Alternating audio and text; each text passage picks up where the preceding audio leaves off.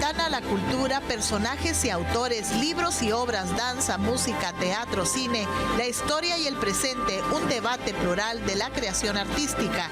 Rostros de la Cultura con Pedro Cho.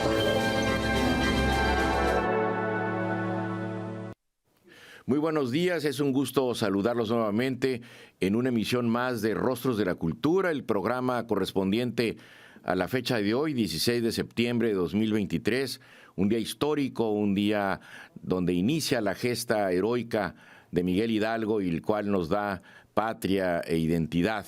Me da mucho gusto recibir en el estudio, en esta fecha, al maestro Jesús Robles, quien encabeza el proyecto cultural La Calafia Cultural, y es un honor poder platicar con él cómo ha logrado en un tiempo récord que este proyecto se haya hecho tan popular, tan importante, tan significativo y de tanta promoción para la difusión de la cultura en nuestra ciudad, en Tijuana, Baja California. Jesús, bienvenido a Rostros de la Cultura, es un gusto que estés por aquí.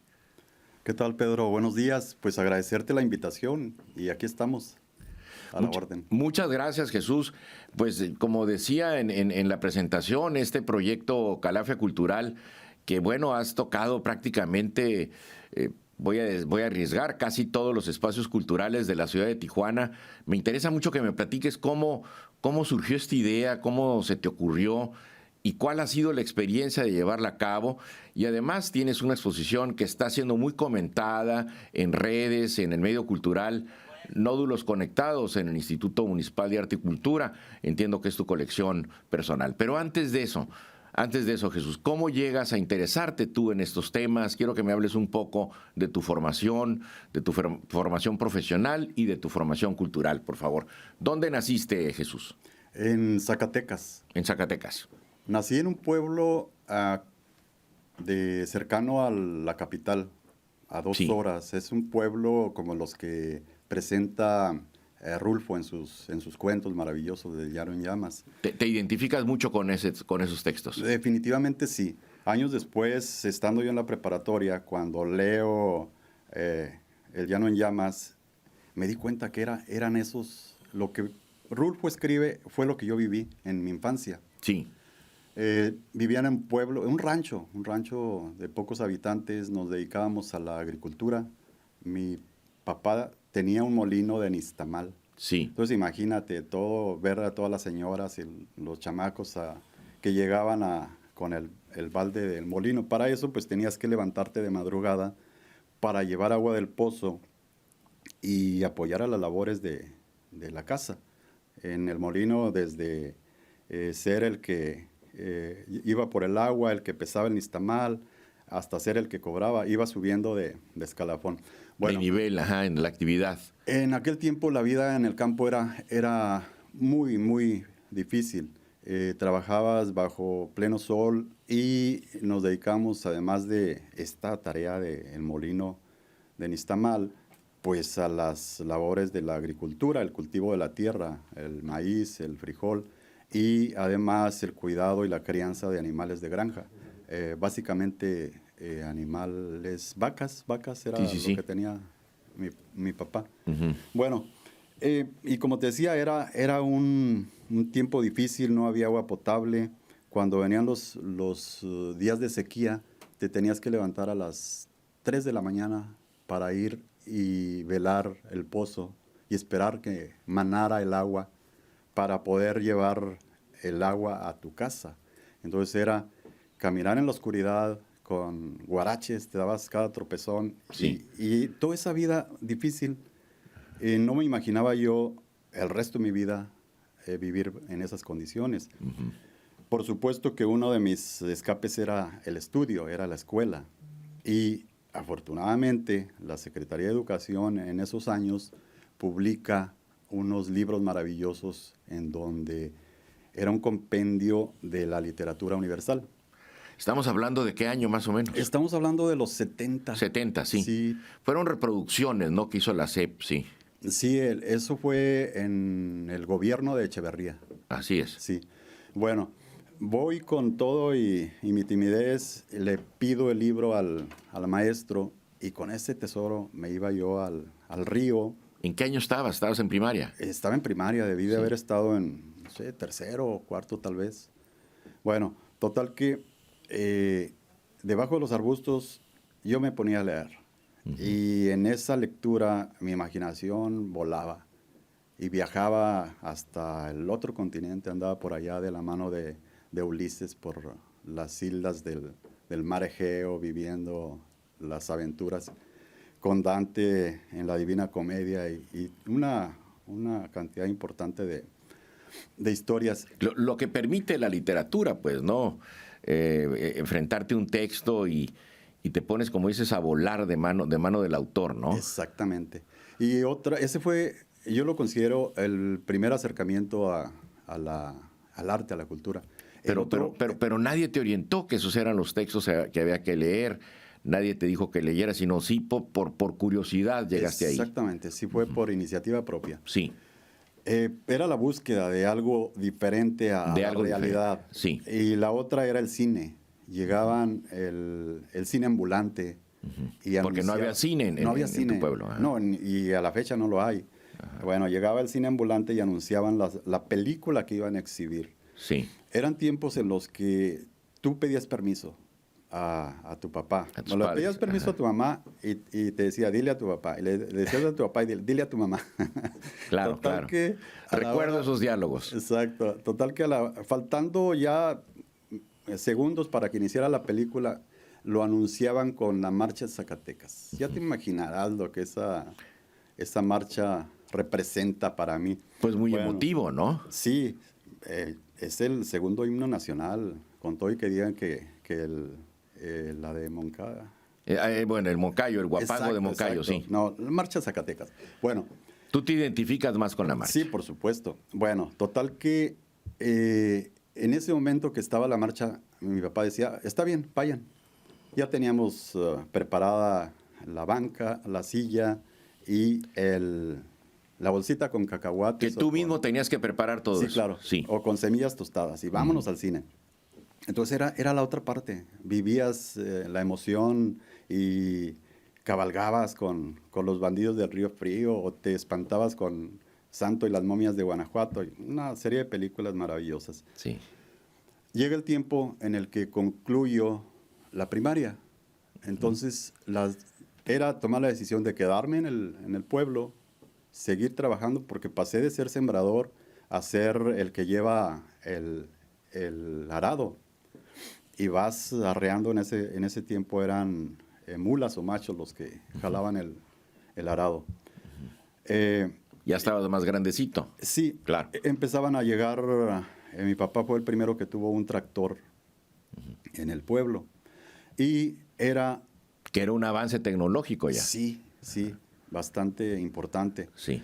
Y luego, para yo poder seguir estudiando la secundaria, se inicia un proyecto en un pueblo cercano al lugar donde yo nací, de donde eran originarios mis padres.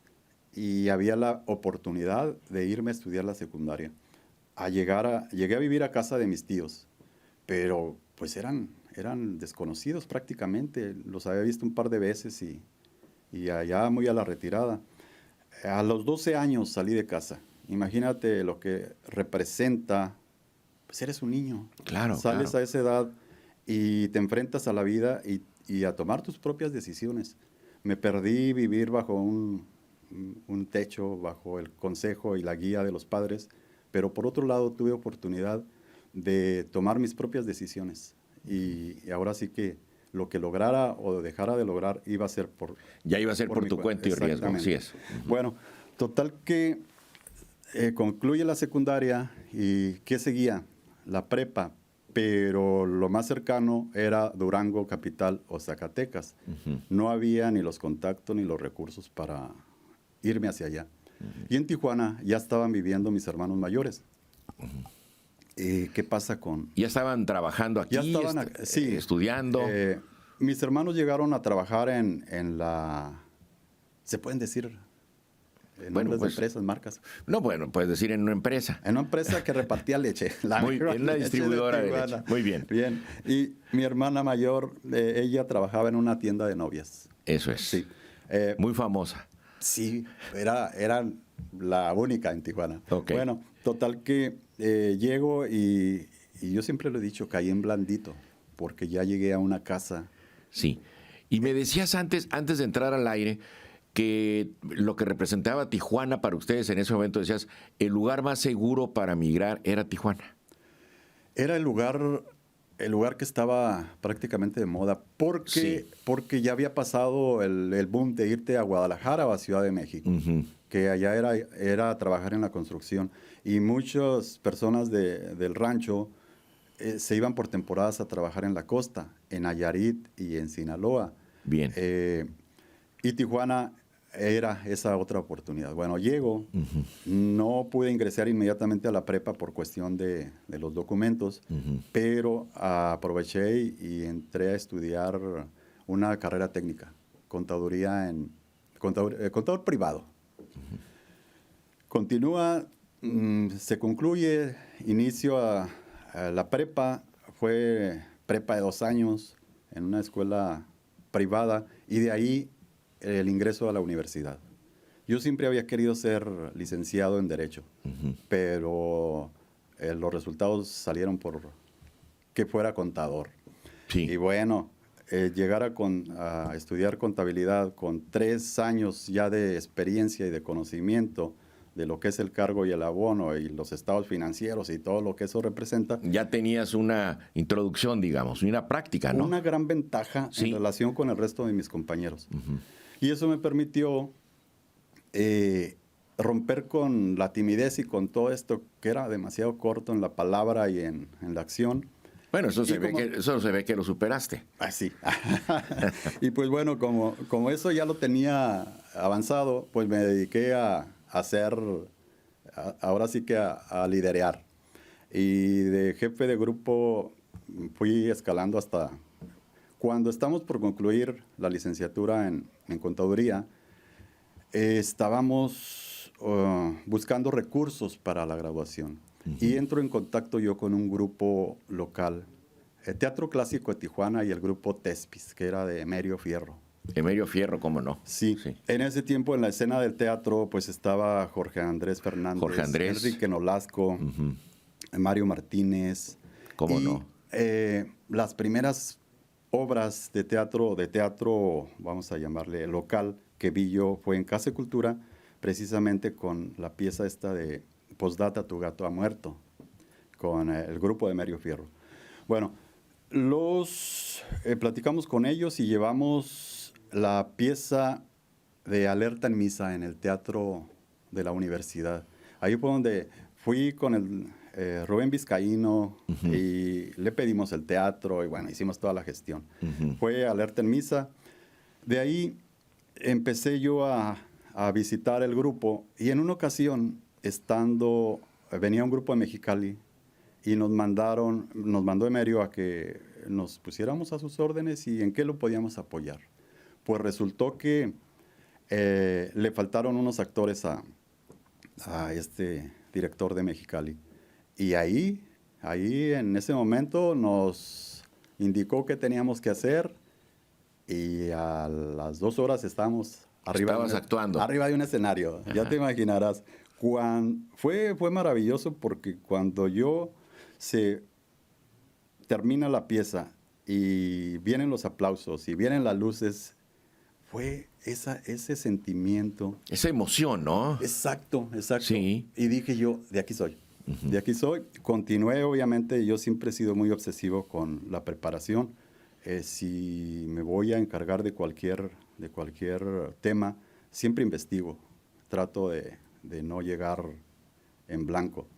Bueno, y pues con todo y que estaba egresando de la universidad, me metí de lleno al teatro y empecé a intervenir en las puestas en escena, obviamente con el Juan Tenorio, ahí participé.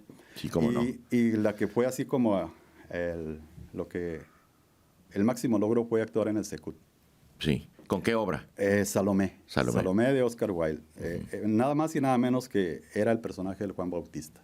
Fíjate. Entonces, Fueron tiempos muy, muy importantes para mí, porque además de ser un espectador asiduo al teatro en el Secut, que tenía muy poco tiempo, en Casa de Cultura, con todas aquellas maravillosas puestas en escena que llegaban a la ciudad, como La Celestina con Ofelia Guilmén, ¿Cómo no? como La Casa de Bernarda de Alba con Nati Mistral, y grupos ballet, como un ballet de Senegal, o el de Amalia Hernández, o el Folclórico de Guadalajara. Sí, cómo no. Esa es la gran oferta esa, Exacto. ¿no? De esa época, ¿no? Pero por otro lado estaba el cine. Yo el cine, llego a Tijuana, imagínate los 70. Los 70 fue una época maravillosa en las producciones, la apertura que se dio a temas que eran, hoy en día los tratas de una forma muy, muy abierta, pero en aquel tiempo eran tabú. ¿Cómo no? Había lo del enlatado, las películas que eran La censura, sí, claro. Y bueno, yo me la viví en el cine en vacaciones toda la semana y en tiempo de estudio los fines de semana. ¿A qué salas de cine acudías en Tijuana en esa época? Sí, a ver si te acuerdas. Sí, claro, el cine Variedades, el cine Roble, Los Gemelos. Me tocó ver a Irma Serrano con la puesta en escena de Lucrecia Borgia. Uh-huh. Un desnudo integral de la señora. Una belleza así clásica. Sí. Y eso del cine pues fue maravilloso, porque fue ahora sí que alimentarme todo eso que había iniciado en mi niñez. Y el teatro en salas de cine. En el Cine Bujasán, ver en escena a Silvia Pinal con La Señorita Tacna, ver a Irán Neori con Las Leandras, ese musical maravilloso, o Nunca en Domingo a Sacha Montenegro, antes de... Y toda esa información, toda esa formación la ibas acumulando, ¿no? Exactamente, y además de que no nada más en ver y en gozar el espectáculo, sino que me encargaba de ir compilando los programas de mano, los carteles, Pedro. Oye, tienes una amplia colección de carteles. Sí. ¿De cómo, de cuántos?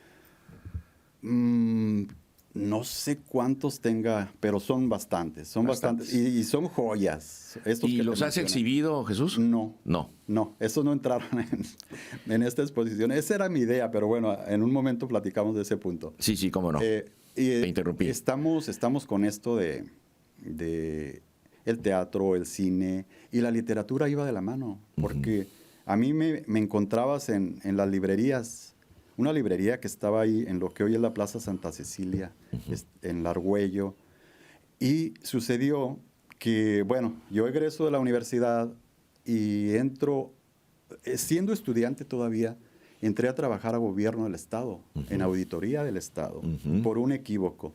Yo ingreso una solicitud de trabajo en un despacho del que entonces era el director de Auditoría del Estado, y de repente un día trabajaba yo en la CIRS, y un día me llega un telegrama a las 8 de la mañana, en donde me dicen, preséntese en el centro de gobierno a tales horas. Yo no sabía qué se trataba. Sí. Llego con el telegrama y les digo, ¿saben qué me llegó esto? Y me dice la chica que me atendió, pues se trata de un curso para reclutamiento para entrar a trabajar en Auditoría del Estado.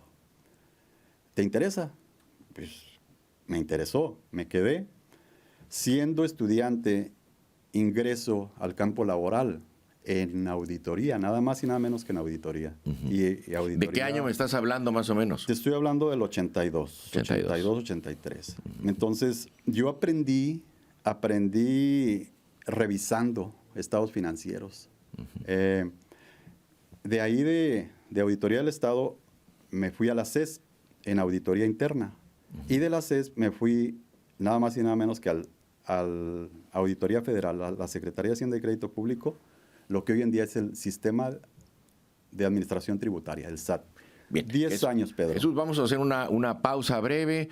Estamos en Rostros de la Cultura conversando con el maestro Jesús Robles. Regresamos.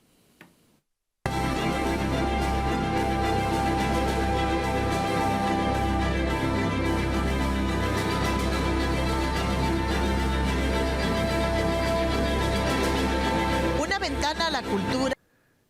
Regresamos a Rostros de la Cultura. Estoy conversando con el maestro Jesús Robles y estaba hablándonos de su carrera meteórica en la formación de contabilidad y el temprano trabajo en auditorías del gobierno del Estado. ¿Y el interés cultural, maestro, dónde estaba? Estaba latente. Estaba latente. Nunca lo dejé de lado. Siempre Sí. yo seguía acudiendo a las puestas en escena, seguía leyendo, seguía asistiendo al cine. Sí. Y viene mi salida de la Secretaría de Hacienda. Estamos hablando de principios... Uy, déjame ver. Fue en los 90, el 95. Ya en los 90. En 95, sí. Sí. En ese tiempo ingreso yo a trabajar en el edificio del Río Rita, montando un despacho contable. Sí. Y el edificio del Río Rita había albergado años antes el proyecto maravilloso del Río Rita. Ahora sí que... Lo que encabezó Armando García Orso. Armando García Orso. Claro. Leobardo Sarabia, Cosme. Claro, claro. Y todo lo que... Esa nueva generación de promotores. ¿Sí? Exacto, todo lo que implicó y representó para los artistas de Tijuana. Yo les digo, antes del SECUT, antes de todo el aparato cultural del Estado que existe hoy en día, antes del IMAC, la cultura se bebía en el Río Rita. Sí, de Y acuerdo. pues bueno, llego yo al edificio, don Luis Stavinsky me dice, oye, y encárgate de la Asociación del Río Rita. Y yo le agradecí, le dije, ¿sabe qué? No es el momento, pero déjeme entrar al piso y ver qué encuentro. Pues ahí encontré ejemplares maravillosos de Esquina Baja y algunas otras joyitas. La revista. Sí, exacto. Bueno, pasan los años y uno de mis clientes rentó el sótano del edificio. Había una campaña del municipio en contra de los giros, les llamaban giros negros, los bares con esta cuestión de los jaladores en la calle y todo ese rollo. Sí. Y me dice mi cliente, oye, hay que abrir el Río Rita porque de alguna forma vamos a balancear esta parte de, no nada más hacemos negocio, también podemos contribuir a la cultura. Y le dije que no. La segunda vez que me lo pidió le dije que no. La tercera vez me encontró en mis 5 minutos y le dije que sí. Le aceptaste. Teníamos fecha para aperturar el espacio el 27 de marzo de 2006. Oye, fue el primer proyecto cultural que ya encabezaste tú y que le denominaste Sótano de Rita. El Sótano de Rita. Sí. ¿Por qué Sótano de Rita? Porque los derechos sobre el nombre de Río Rita en ese momento los tenía Luz Stavinsky. Una amiga muy querida, pero con todo y eso no me autorizó el uso del nombre. A utilizarlos. Ajá. Entonces, ¿qué optamos? Los mexicanos somos muy creativos. A ver, Sótano de Rita. Sí, de De acuerdo. alguna forma relacionaban con Río Rita y el logo era un jaguar. Sí. Y Río Rita, pues es un ícono. Te vas a Dolores del Río, a Rita Hayworth y Sí. todo eso. Bueno, aperturamos. Yo en ese momento, imagínate todo, pues sí, mucha lectura, mucho cine, mucho teatro, pero la parte de la plástica, pues tenía conocimiento de lo clásico. O sea, las pinturas de la plástica universal y punto. Yo era muy figurativo. Y de repente tenía el compromiso de hacer ahora sí que una buena tarea. No, pues era un reto, ¿no? Reactivar el espacio, ¿no? Definitivo. Entonces, ¿qué hice? Me acerqué a las personas que son expertos en la materia. Claro. Lo mejor que se puede hacer. Yo te podía distinguir el rock del norteño y ya. Pero con el Sótano de Rita, todos los géneros musicales pasaron por ahí. Y conocer personajes pues tan importantes e icónicos como Octavio Hernández. ¿Cómo no? Y pues bueno, el antecedente que teníamos con Río Rita era que ahí se había presentado Julieta Venegas, La Maldita Vecindad, Tijuana No, en el teatro Raquel Presa, Edward Coward y el cine de Almodóvar. O sea, había toda esa nostalgia. Cuando inauguramos con un performance de Gisela Madrigal y Lula Lewis.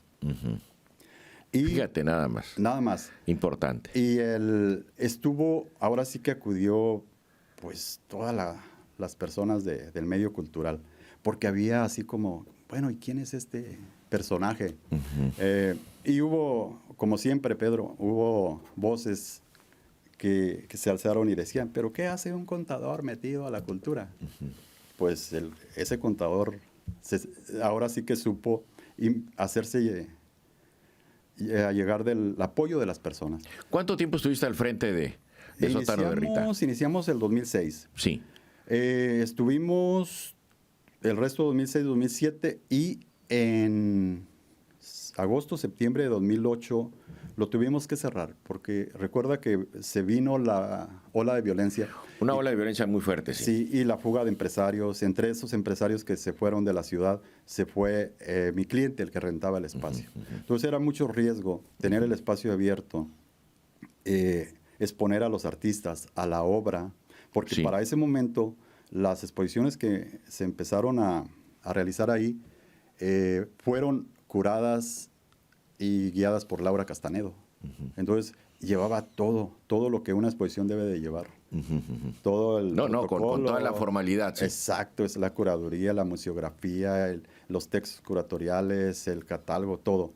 Y en la parte del teatro hubo intervenciones escénicas, en el cine empezamos a exhibir películas y era un éxito el espacio, porque en ese tiempo en la escena, vamos a decir, Los Independientes, estaba el Lugar del Nopal y estaba la Casa La 9. Y estábamos nosotros. Había mucho trabajo independiente. Exacto. En un año, Pedro, nos posicionamos de tal forma que en el aniversario lanzamos un reto. El Grupo Martes investigó el tema de las bailarinas del tubo. Y se fueron a entrevistar con las chicas, se trasvistieron, Lula se subió al escenario y el resultado fue una exposición maravillosa titulada Jala Yon Das, Jaladas. De tal forma que yo les decía, no va a pasar mucho tiempo para que el baile del tubo sea considerado arte, y hoy en día lo tenemos, el pole dance.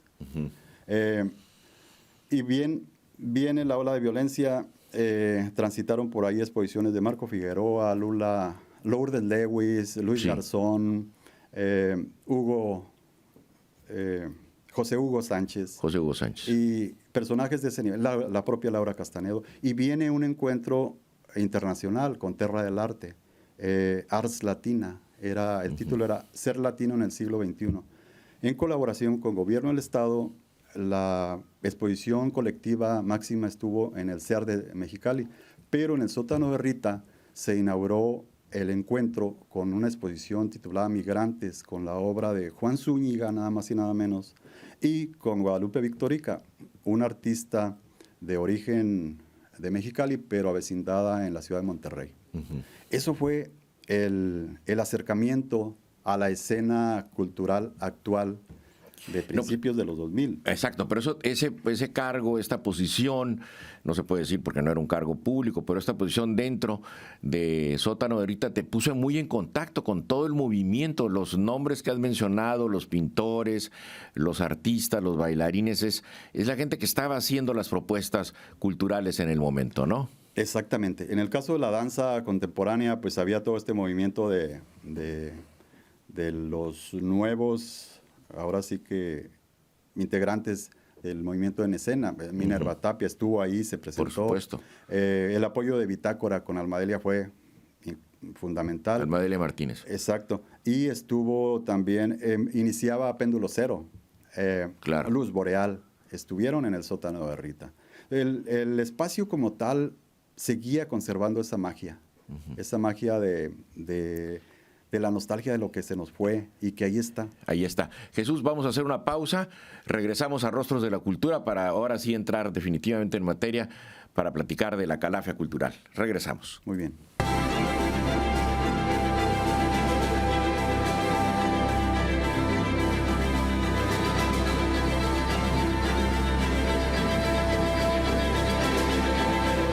A la cultura, personajes y autores, libros y obras, danza, música, teatro, cine, la historia y el presente, un debate plural de la creación artística. Rostros de la Cultura con Pedro Cho. Rostros de la Cultura con Pedro Ochoa.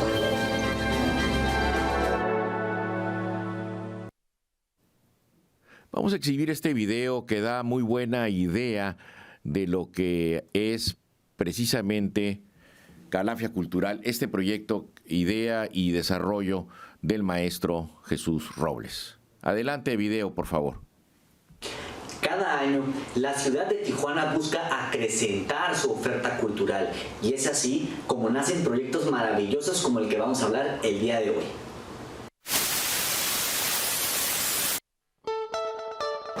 Calafia Cultural es un programa de recorridos culturales enfocado a la difusión del arte y la cultura local. Visitas a comercios, restaurantes, bares, hoteles, galerías y estudios de artistas. Cada recorrido es temático y han tocado temas como la lucha libre, la identidad tijuanense, el cine o la faraona en caliente, entre otros. El proyecto surgió en agosto de 2018 de la mano de Jesús Robles e Ismael Ruiz, en una sobremesa donde se preguntaron qué hacía falta en Tijuana para que la gente pudiera ver las exposiciones en la ciudad. Así que pensaron en una ruta turística con temática artística a bordo de una calafia, debido a que es el transporte público típico de Tijuana. El recorrido se fue diversificando, iniciando con la plástica para más tarde incluir la gastronomía, la mixología, espacios históricos y arquitectónicos, así como contar con un artista invitado en cada recorrido para amenizar el trayecto. El recorrido dura 4 horas, de 5 de la tarde a 9 de la noche. Y el objetivo es promover el turismo cultural por medio de las diferentes expresiones artísticas, a través de estos recorridos a espacios no convencionales que promueven el arte, la historia, la gastronomía y la cultura en la ciudad de Tijuana, proporcionando un aprendizaje sobre procesos creativos, apreciación a las artes y temas históricos, creando una experiencia sensorial a los diversos públicos que los frecuentan.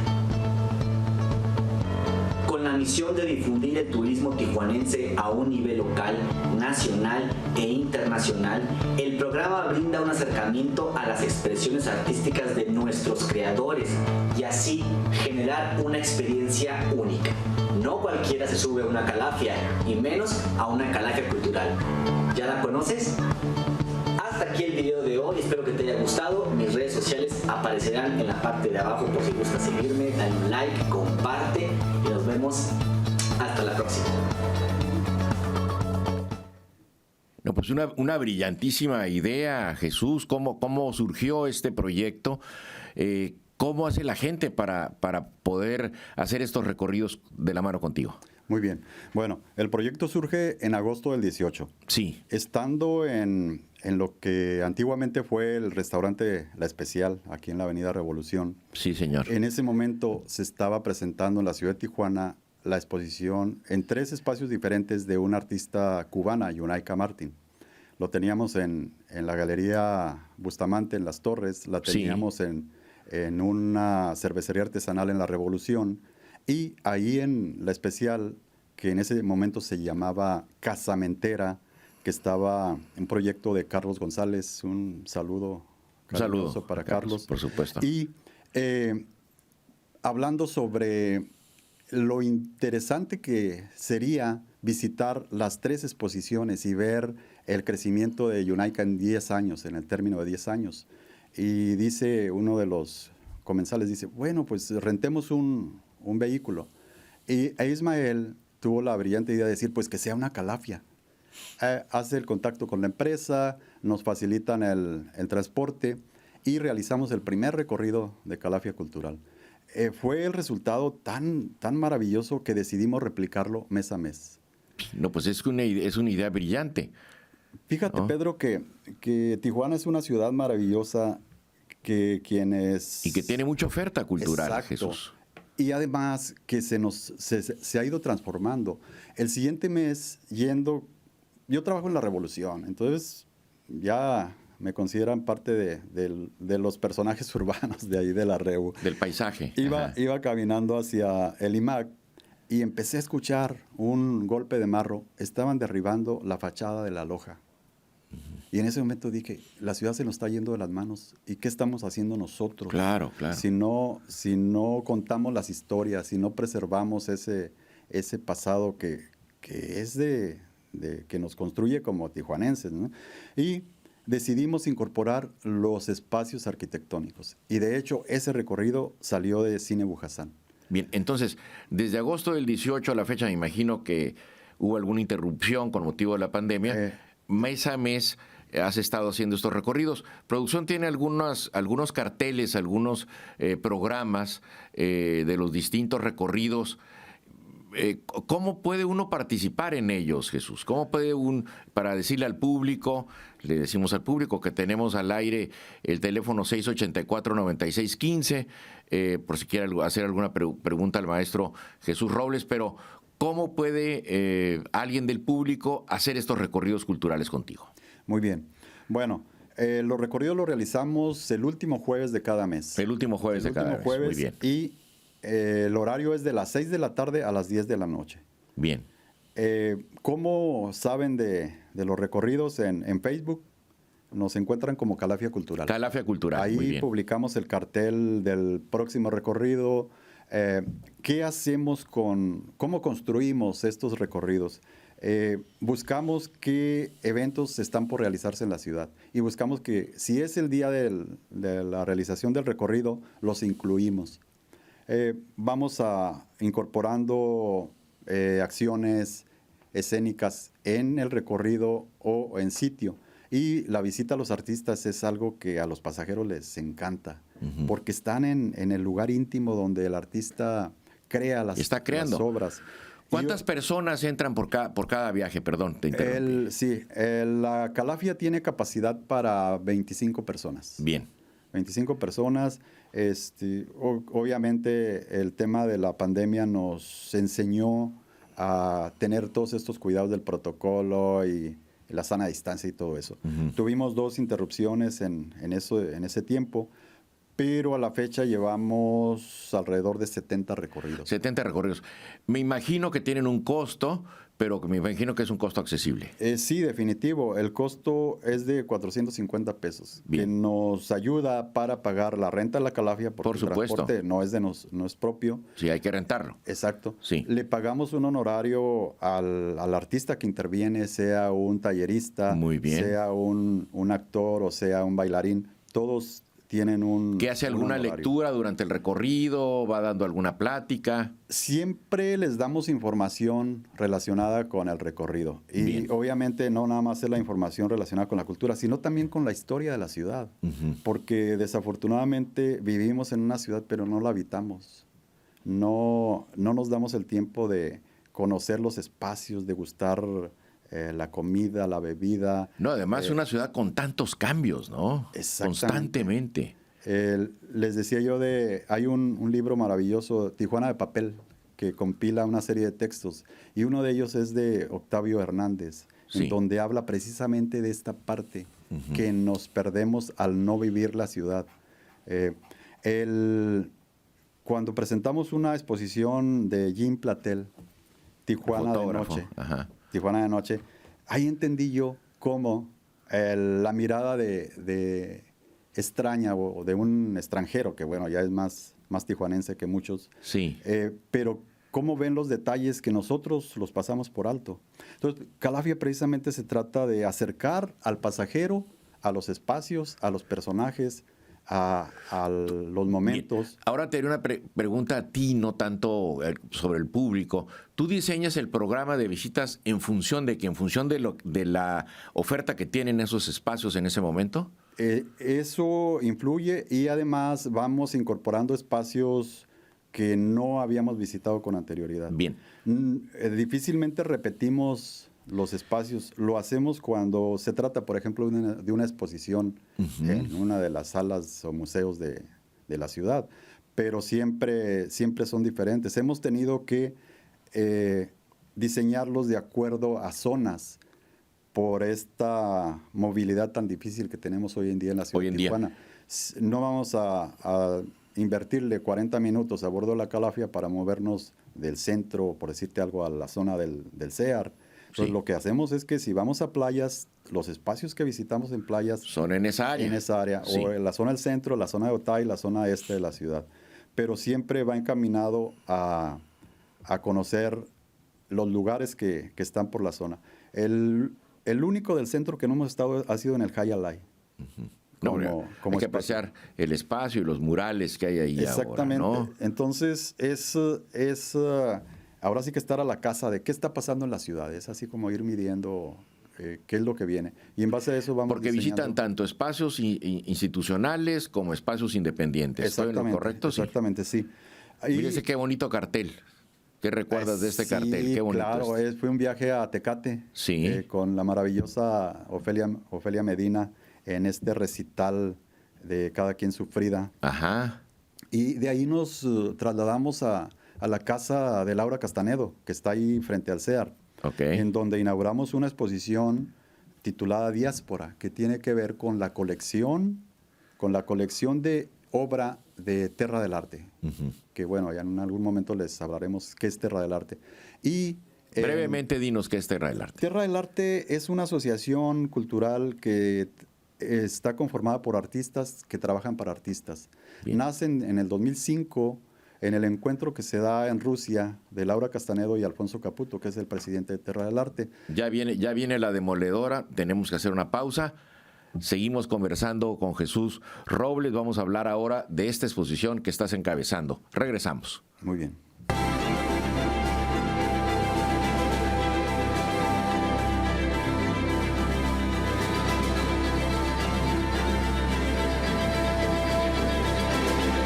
Una ventana a la cultura, personajes y autores, libros y obras, danza, música, teatro, cine, la historia y el presente, un debate plural de la creación artística.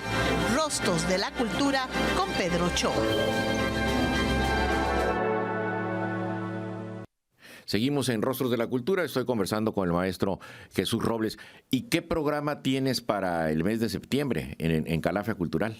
Bueno, este mes de septiembre, el 28, jueves 28 de septiembre, Sí. el recorrido sale a las 6 de la tarde del Cine Bujasán y de ahí nos vamos a ir a Casa Cultura para visitar lo que viene siendo el Seminario Mexicano de Cultura Corresponsalía Tijuana. Bien. Conocer qué es lo que hacen, desde cuándo, todo eso. Y de ahí nos movemos hacia la Galería de la Ciudad del Instituto Municipal de Arte y Cultura para disfrutar en algo que le dimos el nombre de Vive la Galería. En este caso tenemos un recital breve de poesía en la voz de Laura Castanedo y la música de Francisco Guerrero. Bien. Se lleva a cabo el recorrido por la exposición Nódulos Conectados y luego viene la intervención de los danzoneros. Bien. Vamos a tener danzón en la galería. Excelente. Pero mencionaste nódulos conectados. Platícanos de ello, por favor. Bien. Nódulos Conectados es una exposición de una colección personal.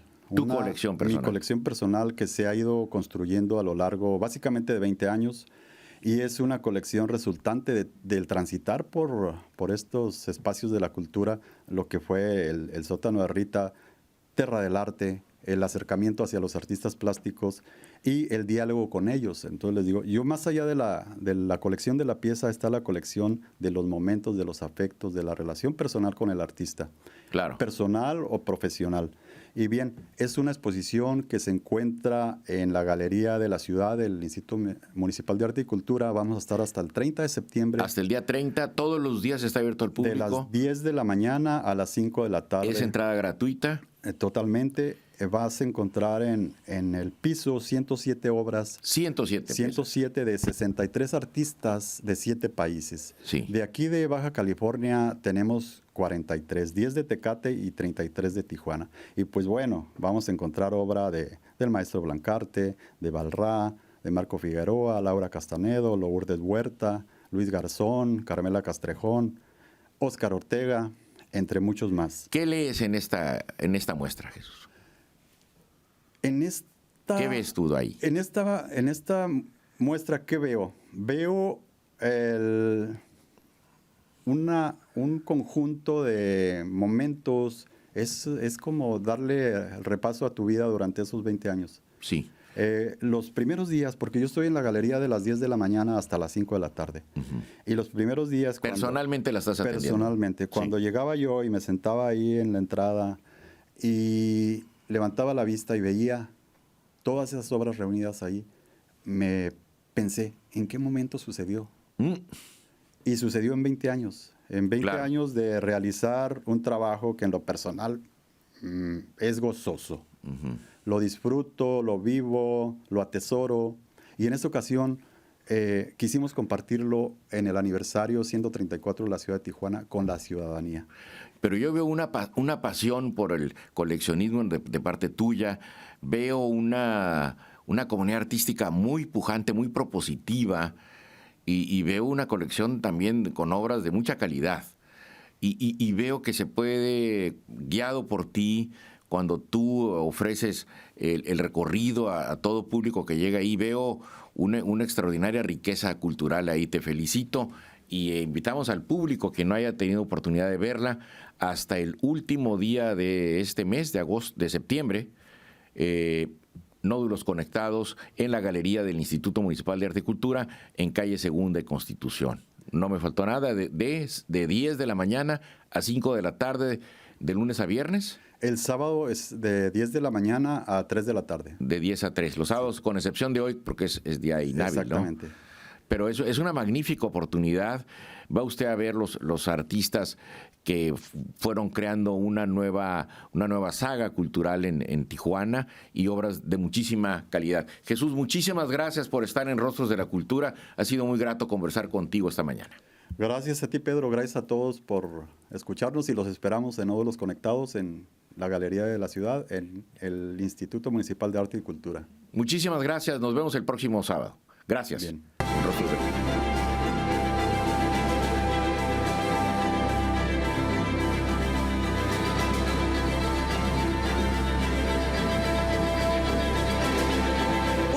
A la cultura, personajes y autores, libros y obras, danza, música, teatro, cine, la historia y el presente, un debate plural de la creación artística.